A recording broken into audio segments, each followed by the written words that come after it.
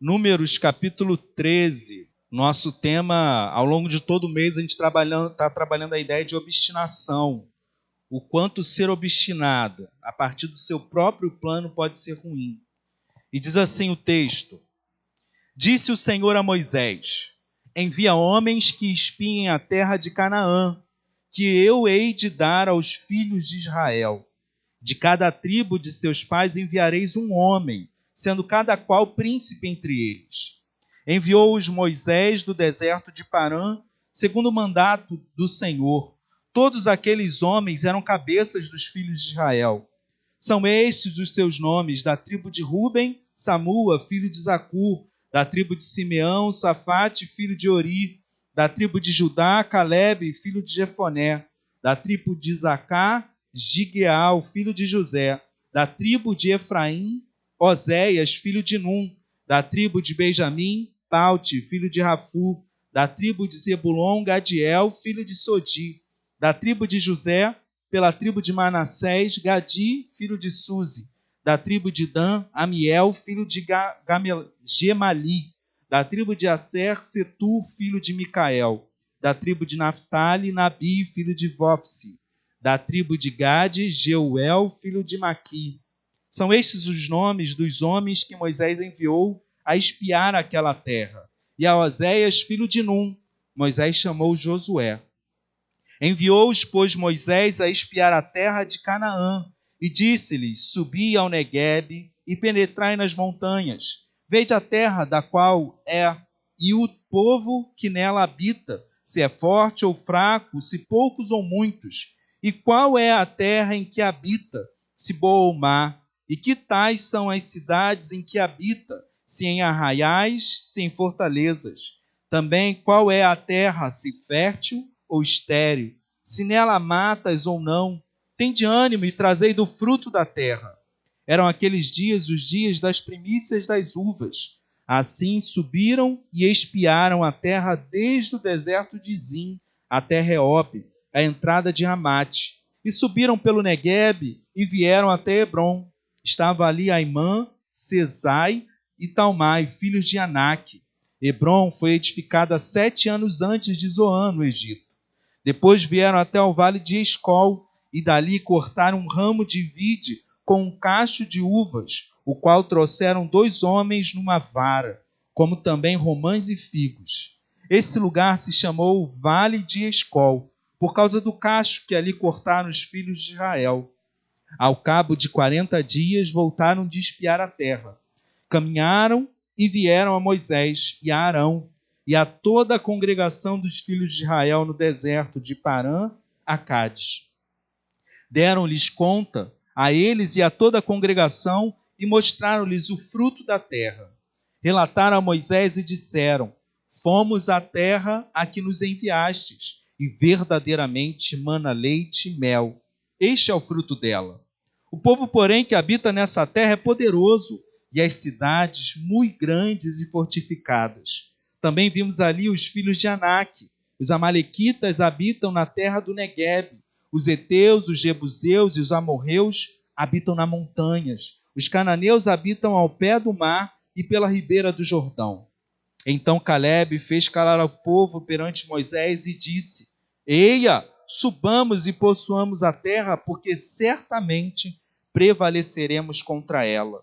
Porém os homens que com ele tinham subido disseram: Não poderemos subir contra aquele povo, porque é mais forte do que nós. E diante dos filhos de Israel infamaram a terra que haviam espiado, dizendo: A terra pelo meio do qual passamos a espiar é terra que devora os seus moradores. E todo o povo que vimos nela são homens de grande estatura. Também vimos ali gigantes. Os filhos de Anak são descendentes de gigantes. E éramos aos nossos próprios olhos como gafanhotos, e assim também o éramos aos seus olhos. Se você nos visita nessa manhã, seja bem-vindo. E a gente costuma separar um tema para trabalhar ao longo de todo o mês. E o mês que a gente está separando em março é a ideia da obstinação. Está ali, obstinados. Quando errado, nos parece certo. A ideia de ser obstinado é algo que hoje em dia é valorizado. Quando a gente pensa em alguém obstinado, normalmente a gente pensa em alguém que corre atrás dos seus objetivos, alguém que não desiste, alguém que vai atrás daquilo que quer. Só que tem um porém. Muitas vezes alguém obstinado é alguém que não ouve os outros. E o grande problema de ser obstinado é que quando a gente se deixa guiar somente pelo nosso próprio coração, a gente pode cair no erro de ser obstinado pela coisa errada.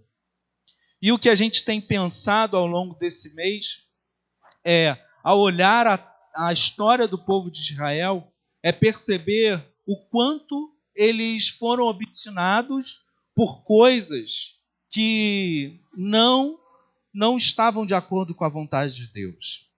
Hoje, por exemplo, a gente vai ver o quanto eles preferiram temer aquilo que eles viam do que confiar em Deus. E a ideia é muito simples. Se nós queremos seguir pela estrada certa, a gente precisa ter os valores certos. Eu me lembro, já contei essa história aqui algumas vezes, mas como me marcou. Eu lembro que eu estava indo entregar alguma coisa no antigo trabalho meu com um motorista e a gente estava meio perdido. Não sabia, a gente não estava encontrando o endereço, só que o motorista começou a acelerar e andar muito rápido e correr. E eu falei assim, peraí, cara, sabe para onde está indo? Não. Mas ele estava correndo, mesmo sem saber para onde ir. Infelizmente, por mais engraçado que isso seja, às vezes a gente faz isso. Talvez para se distrair ou para enganar a si mesmo, mesmo sem saber direito para onde a nossa vida vai, a gente acelera. Talvez para não pensar direito nas coisas, talvez para não ser confrontado a respeito dos nossos próprios erros, a gente acelera. Uma pergunta simples, você sabe para onde você está indo? Você tem percebido os seus passos e os seus caminhos? É Deus que tem guiado o seu coração? Ou são desejos, emoções, sentimentos, pressões? Chegamos em números 13, mas eu acho que é interessante a gente perceber que nesse ponto da história do povo de Israel é um momento único, ímpar na vida deles. Porque, de maneira especial, Deus age como em nenhum outro momento da história agiu, até a chegada de Cristo. Milagres, maravilhas. O império como o Egito, que era o grande império da época, envergonhado diante da vontade de Deus. E eu imagino, só para a gente pensar um pouco, trabalhar o nosso coração, imagina Faraó no alto da sua realeza e de repente entrando Moisés quase que como um esfarrapado, porque por mais que ele tinha sido criado no palácio, criado pela filha do faraó antigo, e conhecesse muitas daquelas coisas, Moisés havia fugido, vivido no deserto, e foi alguém que, a partir de um bom tempo da sua vida, desde que fugiu do Egito, viveu no deserto cuidando de ovelhas. E aí eu penso, o faraó, no alto da sua realeza, recebendo um qualquer, sem poder, sem autoridade, dizendo, olha, está vendo aquele povo que trabalha para vocês? Deixa eles irem embora. Deus está mandando vocês libertar, você libertar ele. E eu imagino o faraó rindo daquilo, achando o quanto aquilo lhe parecia ridículo. Mas Deus usa Moisés para anunciar as 10 pragas. E por mais que o coração de Faraó se endurecesse, ele foi até a 10ª praga convencido, colocado contra a parede. Ele teve que libertar o povo. Mas quando o povo é liberto e segue, foge para o deserto, ele volta atrás, junta os seus cavaleiros e persegue o povo e o cerca. E mais uma vez eu imagino o Faraó se vangloriando no seu coração. Agora eles não têm para onde fugir. Eu quero ver o que esse Deus vai fazer, porque era o exército de Faraó, o povo e o mar. Deus abre o mar. E a história continua, e no meio da fome, Deus faz cair pão, faz cair carne. Deus faz brotar da rocha água. A história é maravilhosa demais para a gente pensar como Deus se revelou a esse povo. O quanto eles tinham experiência de saber quem era Deus e do que Deus era capaz de fazer. Não era qualquer momento da história, não era qualquer povo. Era o povo de Deus, guiado por Deus, cuidado por Deus. E eles chegam finalmente naquele que seria o clímax de toda a caminhada deles. Deus havia prometido uma terra maravilhosa. E eles chegam nessa terra. E Deus orienta Moisés, e a gente já chega no texto que a gente acabou de ler. Deus fala, olha, das 12 tribos de Israel, pega um de cada tribo. Só a nível de curiosidade, esses 12 são completados, a tribo de Levi não é apresentada, porque de José saem 2 tribos, porque cada uma receberia a terra, porque os levitas não tinham terra.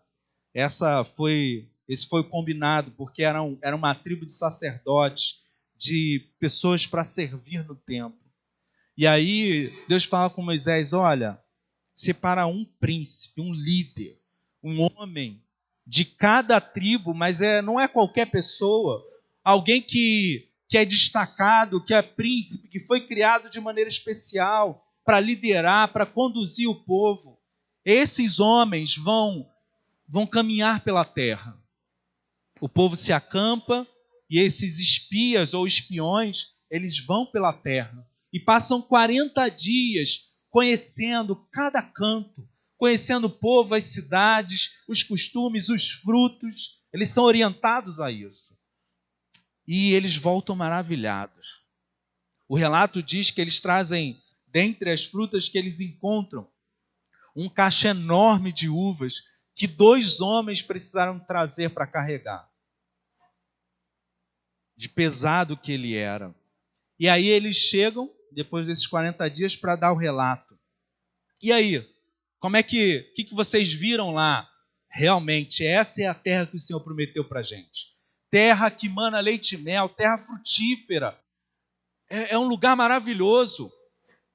Então vamos, a gente vai tomar posse da terra? Não.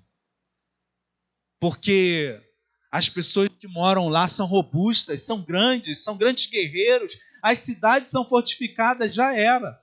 Vamos dar meia volta e voltar para o exército. Deu ruim. Não dá para continuar daqui. E Caleb se levanta. E mais à frente, não nesse relato, a gente vai ver Josué também. Dos 12, apenas 2 se colocam contrário àquele relato negativo. Na verdade, a visão dos 2 era a mesma, mas o coração era diferente. 10 olham e julgam a partir daquilo que eles veem, a partir das suas próprias forças. Mas Caleb, no relato que a gente leu, diz não, espera avante, vamos tomar essa terra. Leu as exatas palavras de Caleb no verso 30, diz assim, então Caleb fez calar o povo perante Moisés e disse, eia, subamos e possuamos a terra, porque certamente prevaleceremos contra ela. Diz que, porém, os homens que com ele tinham subido disseram, não poderemos subir contra aquele povo, porque é mais forte do que nós. E diante dos filhos de Israel, infamaram a terra, desonraram. E começaram a dizer, não, essa terra devora homens. Não dá para a gente ir. Essa é a história. Termina com um relato triste, desanimador, dos 10 dizendo, olha, aos olhos daquele povo nós éramos como gafanhotos, insetos insignificantes, e nós, aos nossos próprios olhos também. Não eram só eles que nos viam assim.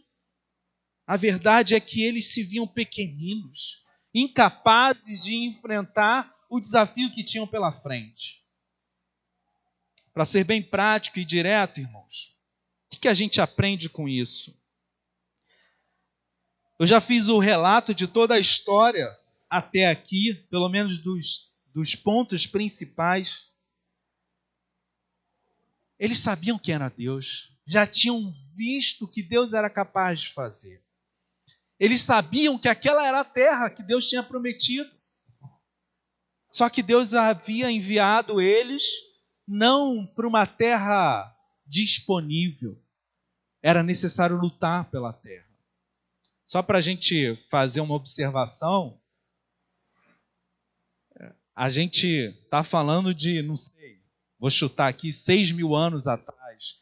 Era outra sociedade, era outro tempo, e era assim que os povos viviam. Só para a gente não tentar julgar a história a partir do que a gente vive hoje, mas sim tentar pegar aquilo que Deus quer falar com a gente.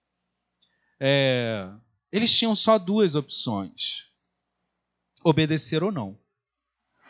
Às vezes a gente tem questões na nossa vida e a gente avalia de muitos ângulos. Deus havia mandado eles irem conhecer a terra apenas para comprovar que aquela de fato era a terra que mana leite e mel, mas também para perceber as estratégias de luta. Não era para eles decidirem se iam avançar ou não. Aquela era a terra. Diante deles, a decisão era obedecer a Deus ou não. Eu fico pensando e tentando trazer de maneira prática para a nossa vida. Na verdade, o povo e a gente, em cada um dos nossos dias que vivemos, nós somos desafiados a avaliar os custos. Cada dia que a gente vive, nós somos desafiados a entender que o caminho à frente, de fato, muitas vezes vai se apresentar custoso. Mas o Senhor nos chama a lembrar que nós não estamos nessa caminhada sozinhos. O que normalmente a gente esquece nessa avaliação é que ela não diz respeito só às coisas materiais, mas existe um lado espiritual também envolvido. E que as consequências não são só em relação ao nosso futuro, mas são em relação à nossa eternidade. Todos nós enfrentamos os nossos desafios para seguir adiante. Eu acho muito interessante fazer esse paralelo, porque já se falou que nada do que vale a pena é de graça. Tudo que você realmente anseia, que é precioso, você precisa lutar. Se você quer passar num concurso, tem pessoas que estudam anos para conseguir aquilo. Se você quer uma família feliz, você precisa lutar. Você precisa decidir o seu estilo de vida, suas decisões, o que é bom, o que é ruim. Se você quer conquistar objetivos no seu trabalho, muitas vezes você tem que abrir mão de outras coisas. Para o reino de Deus não é diferente. Deus nos promete uma caminhada em direção a algo muito maior do que aquilo que a gente pode aproveitar. O reino de Deus é uma caminhada em direção à vontade de Deus, se torna perceptível, se tem reflexo no presente, mas também na eternidade. E eu fico pensando, o que a gente tem escolhido? O que a gente tem escolhido em relação aos nossos desafios? Porque quando a gente ouve a história do povo, é fácil botar numa balança e falar, poxa, por que eles não avançaram? Eles viram Deus derrotar o exército de Faraó, certamente esse exército não seria maior. Por que eles não podiam crer que Deus ia fazer algo de novo? Mas e nós? Em relação aos desafios que a gente tem? Me lembra as palavras de Cristo, Lucas 14, 25 a 35, diz assim: Grandes multidões o acompanhavam, e ele, voltando-se, lhes disse: se alguém vem a mim e não aborrece a seu pai, mãe, mulher, filhos, irmãos e irmãs, e ainda a sua própria vida, não pode ser meu discípulo. E qualquer que não tomar a sua cruz e vier após mim, não pode ser meu discípulo.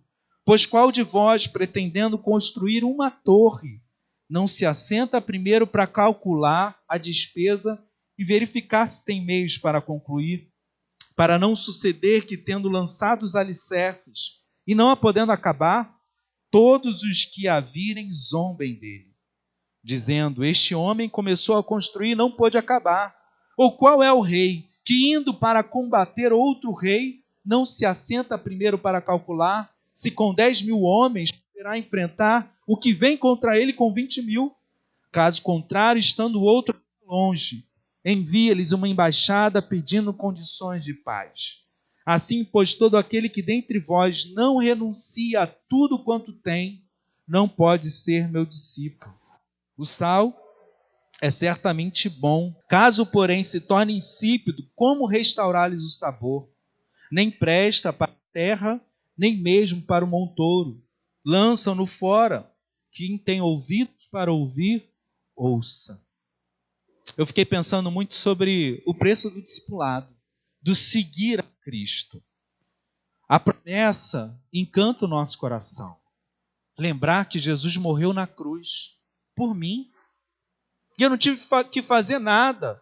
Cada um dos meus pecados, cada uma das minhas decisões ruins, cada um dos meus atos egoístas, cada um dos sentimentos ruins que eu dei vazão, cada vez que eu decidi pela minha própria vontade, não pela vontade de Deus, tudo isso é perdoado, porque Jesus me amou e morreu numa cruz por mim. A terra que emana leite e mel nos encanta. Nós ouvimos a promessa e falamos: queremos. Mas depois Cristo continua: olha, é verdade, você não foi enganado. Mas é verdade também que há inimigos por todos os lados. Que a cada passo que a gente dá, a gente precisa decidir de novo por seguir a Cristo. Na verdade, o que o povo estava decidindo era seguir Deus ou voltar para o deserto. E se talvez seja difícil caminhar com Cristo, porque muitas vezes nós somos confrontados nos nossos valores.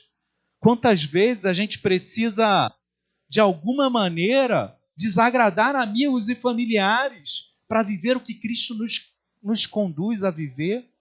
Quantas vezes nós somos confrontados por ideias que são radicais diante do mundo que relativiza tudo? E a gente novamente tem que decidir: vamos seguir a Cristo? A decisão do povo era essa. Mas eu quero te lembrar que se o discipulado, como a gente acabou de ler, custa a nossa vida, não seguir a Cristo nos leva à morte eterna. E é um exemplo perfeito da história do povo, porque quando eles decidem não enfrentar aquele povo, quando eles decidem não seguir o caminho que Deus propõe, eles decidem voltar para o deserto. E a gente sabe o final dessa história. Todos morrem no deserto. Uma morte dura, escassa, lenta. O que mais a gente possa imaginar? Eu fiquei pensando sobre mim, irmãos. Quero convidar você a pensar um pouco sobre você. Será que eu tenho, em alguns desses momentos, decidido ser guiado por mim mesmo? Será que eu estou entrando à terra prometida? Ou será que eu tenho caminhado por um deserto? O que as condições ao meu redor dizem a respeito da minha caminhada? O que as minhas decisões dizem a respeito da vontade de Deus? Quando eu penso sobre o que eu tenho escolhido e o que eu tenho vivido, eu posso dizer que eu tenho lutado. A vida não tem sido fácil, mas Deus tem se mostrado, Deus tem se revelado, Deus tem lutado ao meu lado. Ou será que eu me percebo num deserto, morrendo aos poucos? Mateus 13, 44, tem uma parábola que talvez seja a mais curta dos evangelhos, mas sempre encanta o meu coração, diz que o reino dos céus é semelhante a um tesouro oculto no campo, o qual certo homem, tendo achado, escondeu. Transbordante de alegria, vai, vende tudo o que tem e compra aquele campo. Eu fico pensando no coração do povo, no coração de Caleb, na verdade, Josué. Eles olhando a terra prometida e dizendo: é isso que eu quero. Eu estou pronto para lutar, vamos embora. Deus vai estar com a gente. Eu não quero outra coisa. Se eu tenho que morrer lutando, eu vou morrer lutando por isso. Porque vale a pena. Esse é o coração daquele que segue a Cristo, aquele que encontra um tesouro e fala: acabou, todo o resto é de menos valor, todo o resto eu entrego, eu abro mão, porque eu encontrei a minha joia preciosa, eu encontrei o tesouro que eu passei a minha vida inteira procurando, eu encontrei aquilo que encanta o meu coração e que vale a pena viver e vale a pena morrer. Durante toda a história do povo de Israel, a gente vê o reflexo do Evangelho. Você já achou essa pérola, esse tesouro oculto no campo? Eu quero te lembrar do encantamento de perceber esse tesouro. Eu quero te lembrar das promessas de Deus na sua vida. Te lembrar que apesar de muitas vezes a gente ter que enfrentar lutas e abrir mão de tantas coisas, essa promessa vale tudo isso. O reino de Deus vale tudo isso. Quero encerrar com um desafio para você. Se existe uma coisa que desviou o povo, foi o medo. Medo do que eles viam, medo de perder uma coisa menos preciosa. Eles não se lembraram do encantamento, do tesouro que eles tinham pela frente. Meu desafio para você ao longo dessa semana é que você pense um pouco sobre que medos têm te atrapalhado e te afastado de Deus. Ore ao longo dessa semana e peça que Deus revele ao seu coração o medo que te leva a escolher o caminho errado, a ficar obstinado pela direção errada. Entregue esse medo ao Senhor. Sabe, irmãos, a oração é algo poderoso e precioso. Às vezes a gente anda ansioso, preocupado, com medo de coisas. E a gente anda para um lado e para o outro nervoso com aquilo. Mas a gente não faz aquilo que poderia transformar toda a história. É parar um momento, fechar os olhos e falar com Deus. Fale com Deus ao longo dessa semana a respeito dos seus medos. Fale de maneira audível. Entregue esses medos ao Senhor. E diga a Ele que você escolhe entrar na terra prometida. Que você escolhe vender tudo para ter esse tesouro nas suas mãos. Ainda que você tenha que enfrentar gigantes, que todos eles vão cair.